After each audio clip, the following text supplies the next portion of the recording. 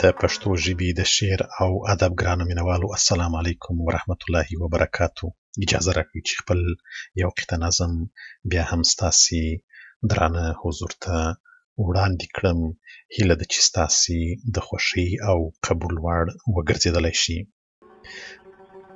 د نظم عنوان دی پټې خزانې. دا خوښۍ او خنداګانې دي اشنایه ستا په نصیب وینه.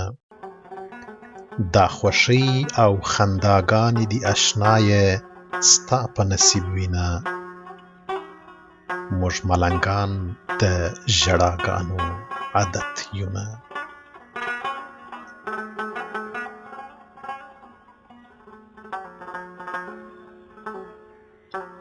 څوک په کورو، څوک په موټر، څوک په باغو کوي فخرونه. څوک په کورو، څوک په موټر، څوک په باغو کوي فخرونه.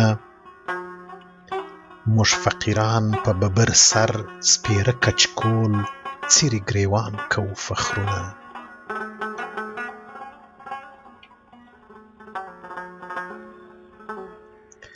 څوک و سازونو، څوک و رقصونو، څوک مجلسونو ته خندا کړي.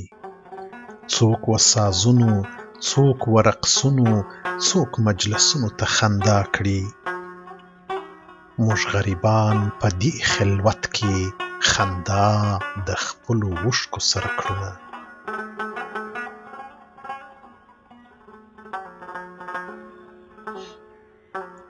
اغیار ته ګوره د ګلونو په باغچه کې کړي خپل یار سره خبرې.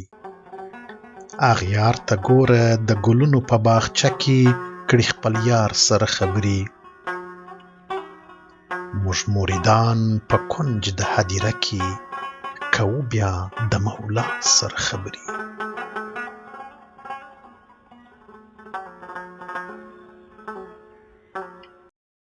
دنیادار ګوره لګیا دی کوي خپلې دنیا سره خبرې.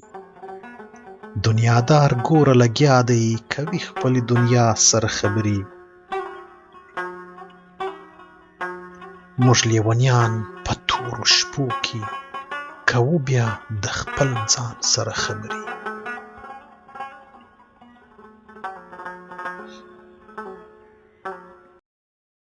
څوک په لپټاپ، څوک په موبایل، څوک چوکاټونو کې ساتي د یار عکسونه. څوک په لپټاپ، څوک په موبایل، څوک چوکاټونو کې ساتي د یار عکسونه. موږ عاشقان د یار چهره په خپلو زړونو کې ساتونه.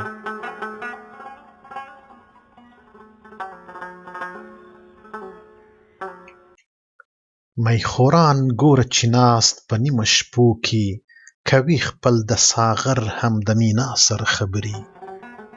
میخوران ګوره چې ناست په نیمه شپو کې کوي خپل د ساغر هم د مینا سره خبرې.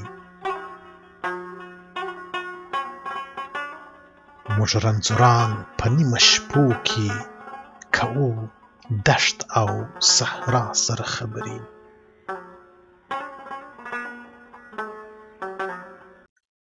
خو دانسته به خپل دا تاوانونه ستا پر مفادو باندې در نه کړو. خو دانسته به خپل دا تاوانونه ستا پر مفادو باندې در نه کړو. موږ افغانانو لیدلي خرابو کې خزانې دي.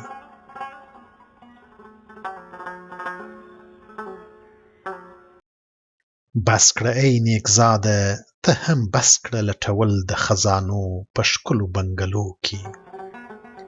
بس کړه ای نیکزاده ته هم بس کړه لټول د خزانو په ښکلو بنګلو کې. ښکلې بنګلې خالي قفس خزانې پټې نړېدلو کنډوالو کې.